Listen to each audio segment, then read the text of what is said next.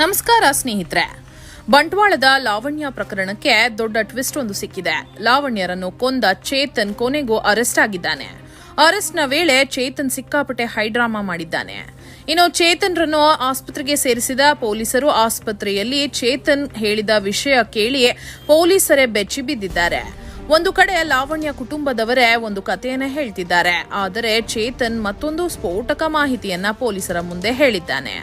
ಈ ಚೇತನ್ ಯಾರು, ಯಾಕೆ ಲಾವಣ್ಯರನ್ನು ಬರ್ಬರವಾಗಿ ಹತ್ಯೆ ಮಾಡಿದ್ದಾನೆ ಅಂತ ಗೊತ್ತಾ? ಚೇತನ್ ಬಗ್ಗೆ ಅವರ ತಂದೆ ಶಾಕಿಂಗ್ ಹೇಳಿಕೆ ಒಂದನ್ನ ನೀಡಿದ್ದಾರೆ.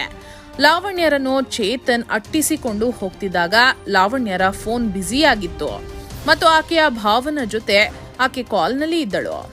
ಮತ್ತೊಂದು ಬೆಚ್ಚಿ ಬೀಳಿಸುವ ಸಂಗತಿ ಏನಪ್ಪಾ ಅಂತಂದ್ರೆ 3 ತಿಂಗಳ ಹಿಂದೆಯಷ್ಟೇ ಚೇತನ್ ಇದೇ ರೀತಿ ಲಾವಣ್ಯಗೆ ಆಕೆಯ ಕೆಲಸದ ಜಾಗದಲ್ಲಿ ಬೆದರಿಕೆಯನ್ನ ಹಾಕಿದ್ದ. ಆದರೆ ಯಾಕೆ ಅವನ ಮೇಲೆ ಪೊಲೀಸ್ ಕಂಪ್ಲೇಂಟ್ ಕೊಟ್ಟಿಲ್ಲ? ಇನ್ನು ಚೇತನ್ ಮತ್ತು ಲಾವಣ್ಯ 4 ವರ್ಷಗಳಿಂದ ಪ್ರೀತಿಸ್ತಿದ್ರ? ಈ ಎಲ್ಲ ವಿವರವನ್ನ ಎಳೆಯಾಗಿ ಈ ವಿಡಿಯೋದಲ್ಲಿ ನೋಡೋಣ. ಸ್ಕಿಪ್ ಮಾಡದೆ ವಿಡಿಯೋವನ್ನ ಕೊನೆವರೆಗೂ ತಪ್ಪದೆ ನೋಡಿ. ಕೇವಲ ಪ್ರೀತಿಗಾಗಿ ಒಂದು ಪ್ರಾಣವನ್ನೇ ತೆಗೆದ ಈ ಚೇತನ್ಗೆ ಕಠಿಣವಾದ ಶಿಕ್ಷೆ ಆಗಲೇಬೇಕು ಎಂದು ನೀವು ಕೂಡ ಬಯಸುವ ಹಾಗಿದ್ರೆ ಈ ವಿಡಿಯೋವನ್ನ ತಪ್ಪದೆ ಲೈಕ್ ಮಾಡಿ ಸ್ನೇಹಿತರೆ. ಇನ್ನು ನಿಮ್ಮ ಪ್ರಕಾರ ಚೇತನ್ಗೆ ಯಾವ ಶಿಕ್ಷೆ ಕೊಡಬೇಕು ಎಂದು ತಪ್ಪದೆ ಕಮೆಂಟ್ ಮಾಡಿ ತಿಳಿಸಿ ಸ್ನೇಹಿತರೆ. ನಿನ್ನೆಯಿಂದಲೂ ಕೂಡ ಈ ಚೇತನ್ ಲಾವಣ್ಯರ ಪ್ರಕರಣ ಎಲ್ಲಾ ಕಡೆ ಸಿಕ್ಕಾಪಟ್ಟೆ ವೈರಲ್ ಆಗುತ್ತಿದೆ. ಬಂಟ್ವಾಳದ ಬಸ್ ನಿಲ್ದಾಣದಲ್ಲಿ ಹಾಡು ಹಗಲೇ ಎಲ್ಲರ ಮುಂದೆ ಮಾರಕಾಸ್ತ್ರಗಳಿಂದ ಈ ಚೇತನ್ ಲಾವಣ್ಯರನ್ನು ಕೊಲೆ ಮಾಡಿದ್ದಾನೆ.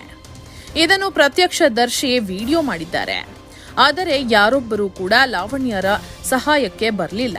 ಬಸ್ ನಿಲ್ದಾಣದಲ್ಲಿ ಈ ಘಟನೆ ನಡೆಯುವ ಮುಂಚೆ ಏನಾಗಿತ್ತು ಗೊತ್ತಾ? ಈ ಚೇತನ್ ಲಾವಣ್ಯರನ್ನು ಮುಗಿಸಲೇಬೇಕು ಎಂದು ಹೊಂಚು ಹಾಕಿ ಕುಳಿತಿದ್ದ. ಆ ಸಿಸಿಟಿವಿ ದೃಶ್ಯಗಳು ಈಗ ವೈರಲ್ ಆಗುತ್ತಿದೆ. ಅಷ್ಟೇ ಅಲ್ಲದೆ ಇಲಿ ಪಾಷಾಣ ಕುಡಿದಿದ್ದೇನೆ ಎಂದು ಚೇತನ್ ನಾಟಕವಾಡಿದ್ದಾದ್ರೂ ಯಾಕೆ?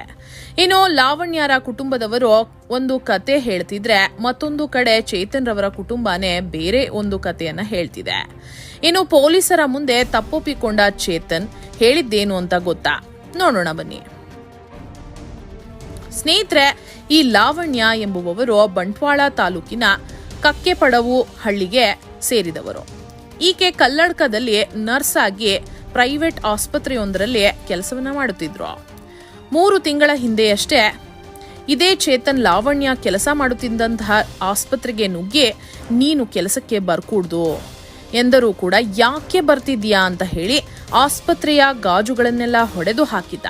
ಇನ್ನು ಯಾವಾಗ ಆಸ್ಪತ್ರೆಯ ಸಿಬ್ಬಂದಿಗಳು ಪೊಲೀಸರಿಗೆ ಕರೆ ಮಾಡಿ ಕಂಪ್ಲೇಂಟ್ ಕೊಟ್ಟಿದ್ರು, ಪೊಲೀಸರು ಬರುವಷ್ಟರಲ್ಲಿ ಚೇತನ್ ಎಸ್ಕೇಪ್ ಆಗ್ಬಿಟ್ಟಿದ್ದ. ಅವತ್ತು ಪೊಲೀಸರೇನಾದ್ರೂ ಕಠಿಣ ಕ್ರಮ ಕೈಗೊಂಡಿದ್ದರೆ ಲಾವಣ್ಯ ಇವತ್ತು ನಮ್ಮ ಮುಂದೆ ಜೀವಂತವಾಗಿ ಇರ್ತಿದ್ಲು. ಸ್ನೇಹಿತರೆ, ಮಾಹಿತಿಗಳ ಪ್ರಕಾರ ಈ ಲಾವಣ್ಯ ಮತ್ತು ಚೇತನ್ 4 ವರ್ಷಗಳ ಹಿಂದೆ ಒಬ್ಬರನ್ನೊಬ್ಬರು ಇಷ್ಟಪಡುತ್ತಿದ್ರು. ಇಬ್ಬರು ಕೂಡ ಪ್ರೀತಿಸುತ್ತಿದ್ರು. ಆದರೆ ಈ ಚೇತನ್ ಸೈಕೋ ತರ ಆಡಲು ಶುರು ಮಾಡಿದ್ದ. ಕಾಲ ಕಳೆದಂತೆ ಲಾವಣ್ಯಗೆ ಈ ಚೇತನ್ ಬುದ್ಧಿ ಇಷ್ಟ ಆಗ್ತಿರ್ಲಿಲ್ಲ. ಅದಕ್ಕೆ ಲಾವಣ್ಯ ಚೇತನ್ ಹತ್ತಿರ ಬ್ರೇಕಪ್ ಮಾಡಿಕೊಂಡಿದ್ಲು. ಇನ್ನು ಮಾಹಿತಿಯ ಪ್ರಕಾರ ಚೇತನ್ ಮತ್ತು ಲಾವಣ್ಯ ದೂರದ ಸಂಬಂಧಿಗಳೇ ಆಗಬೇಕು. ಇನ್ನು ಲಾವಣ್ಯ ತಂದೆಗೆ 3 ಜನ ಹೆಣ್ಣು ಮಕ್ಕಳು. ಲಾವಣ್ಯ 3ನೇ ಅವಳು. ಅವರ ಇಬ್ಬರು ಅಕ್ಕಂದರಿಗೆ ಮದುವೆಯಾಗಿತ್ತು. ಮನೆಯಲ್ಲಿ ಲಾವಣ್ಯಗೂ ಕೂಡ ಗಂಡು ಹುಡುಕುವ ಪ್ರಯತ್ನ ನಡೆಯುತ್ತಿತ್ತು.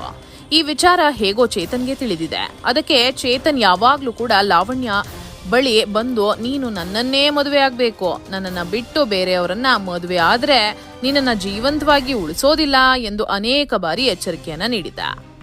ಆದರೆ ಲಾವಣ್ಯ ಈ ವಿಚಾರವನ್ನ ಗಂಭೀರವಾಗಿ ತೆಗೆದುಕೊಂಡಿಲ್ಲ. ಒಂದ್ಸಲ ತನ್ನ ಅಕ್ಕನ ಗಂಡನಾದ ಭಾವನ ಬಳಿ ಈ ವಿಚಾರವನ್ನ ಹೇಳ್ಕೊಂಡಿದ್ದಳಂತೆ. ಇನ್ನು ಚೇತನ್ ತಮ್ಮ ಮನೆಯಲ್ಲಿ ನಾನು ಬೆಂಗಳೂರಿಗೆ ಕೆಲಸಕ್ಕೆ ಹೋಗ್ತಿದ್ದೀನಿ ಅಂತ ಹೇಳಿ ಸ್ನೇಹಿತನ ರೂಮ್ನಲ್ಲಿ ಇದ್ನು.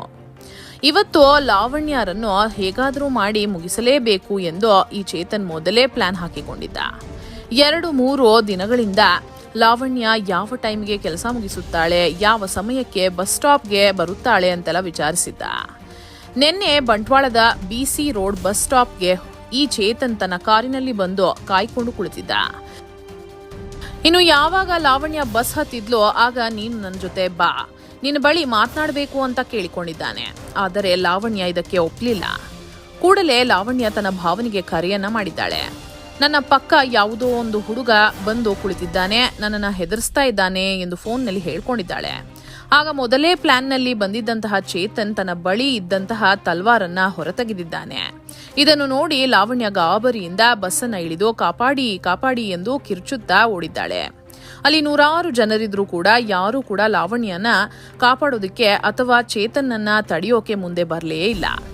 ನೋಡ್ತಿದ್ದಂತೆಯೇ ಒಂದು 20-30 ಮೀಟರ್ ಲಾವಣ್ಯರನ್ನು ಅಟ್ಟಿಸಿಕೊಂಡು ಹೋಗಿ ಆ ತಲ್ವಾರ್ನಿಂದ ಅವಳ ಉಸಿರನ್ನು ನಿಲ್ಲಿಸಿಬಿಟ್ಟಿದ್ದಾನೆ. ಇದನ್ನ ಅಲ್ಲೇ ಇದ್ದಂತಹ ಪ್ರತ್ಯಕ್ಷದರ್ಶಿಯೊಬ್ಬರು ವಿಡಿಯೋವನ್ನ ಮಾಡಿದ್ದಾರೆ. ಬೇಜಾರಿನ ಸಂಗತಿ ಏನಪ್ಪಾ ಅಂತಂದ್ರೆ, ಇಷ್ಟು ದೊಡ್ಡ ಬಸ್ ಸ್ಟಾಪ್ನಲ್ಲಿ ಒಂದೇ ಒಂದು CCTV ಕ್ಯಾಮೆರಾ ಇಲ್ಲ ಮತ್ತು ಒಬ್ಬ ಕೂಡ ಆ ಸಮಯದಲ್ಲಿ ಚೇತನ್ನನ್ನ ತಡೆಯೋಕೆ ಮುಂದೆ ಬರಲಿಲ್ಲ. ಈ ಸಮಯದಲ್ಲಿ ಲಾವಣ್ಯರ ಭಾವ ಕಾಲ್ನಲ್ಲಿ ಇದ್ರು. ಅವರಿಗೆ ಏನ್ ಮಾಡಬೇಕು ದಿಕ್ಕೇ ತೋಚಲಿಲ್ಲ. ಇನ್ನು ಅಲ್ಲಿಯ ಜನರು ಲಾವಣ್ಯರನ್ನು ಹತ್ತಿರದ ಆಸ್ಪತ್ರೆಗೆ ಕರೆದುಕೊಂಡು ಹೋಗಿದ್ದಾರೆ. ಅಷ್ಟೊತ್ತಿಗಾಗಲೇ ಲಾವಣ್ಯರ ಪ್ರಾಣ ಪಕ್ಷಿ ಹಾರಿ ಹೋಗಿತ್ತು. ಇನ್ನು ಅಲ್ಲಿಂದ ಈ ಚೇತನ್ ಎಸ್ಕೇಪ್ ಆಗಿ ಬಿಡ್ತಾನೆ. ತನ್ನ ಕಾರಿನಲ್ಲಿ ಪರಾರಿ ಆಗ್ತಾನೆ ಮತ್ತು ಒಂದು ನಾಟಕ ಆಡೋಕೆ ಮುಂದಾಗುತ್ತಾನೆ. ಲಾವಣ್ಯ ಬಳಿ ಇದ್ದಾಗ ಚೇತನ್ ಬಿಳಿ ಶರ್ಟ್ ಧರಿಸಿರುತ್ತಾನೆ.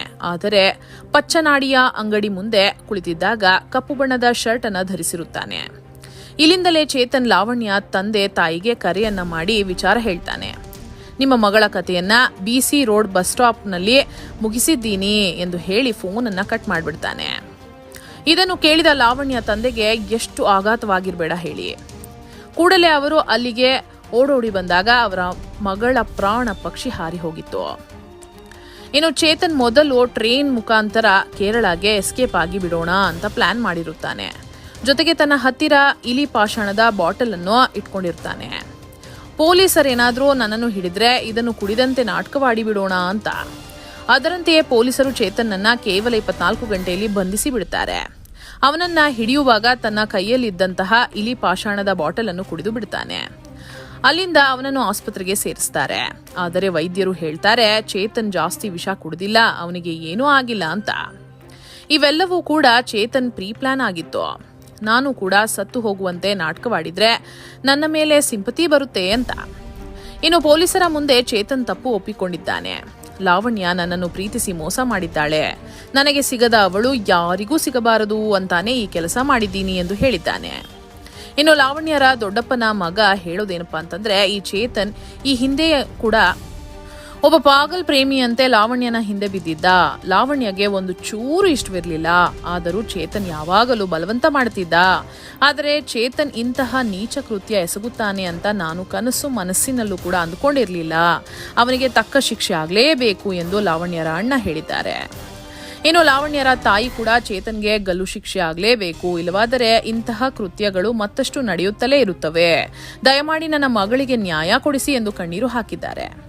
ಇನ್ನು ಚೇತನ್ ತಂದೆ ಇದ್ರ ಬಗ್ಗೆ ಮಾತನಾಡಿದ್ದಾರೆ. ಅವರು ಕೂಡ ಹೇಳೋದೇನಪ್ಪಾ ಅಂತಂದ್ರೆ, ನನ್ನ ಮಗ ತಪ್ಪು ಮಾಡಿದ್ದಾನೆ, ಅವನಿಗೆ ಯಾವುದೇ ಶಿಕ್ಷೆ ಕೊಟ್ಟರೂ ಪರವಾಗಿಲ್ಲ ಎಂದು ಹೇಳಿದ್ದಾರೆ. ನಿಮ್ಗೇನನ್ಸುತ್ತೆ ಸ್ನೇಹಿತರೆ, ಚೇತನ್ಗೆ ಯಾವ ಶಿಕ್ಷೆ ಕೊಡಬೇಕು? ತಪ್ಪದೆ ಕಮೆಂಟ್ ಮಾಡಿ ತಿಳಿಸಿ. ಹಾಗೆ ಈ ವಿಡಿಯೋವನ್ನ ತಪ್ಪದೆ ಎಲ್ಲರಿಗೂ ಶೇರ್ ಮಾಡಿ. ಧನ್ಯವಾದಗಳು.